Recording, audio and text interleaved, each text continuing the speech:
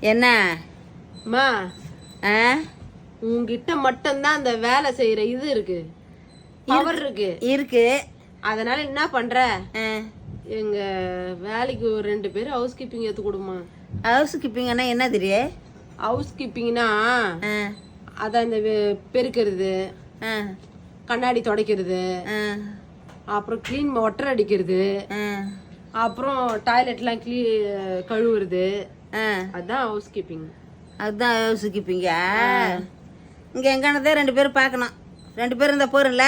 2 பேர் போதும், 2 பேர் போதும். ஆ இது பைசா பைசாக்குனா நல்லா கை காட்டுவேன். பைசா 9,000 ரூபாய் சம்பளம்.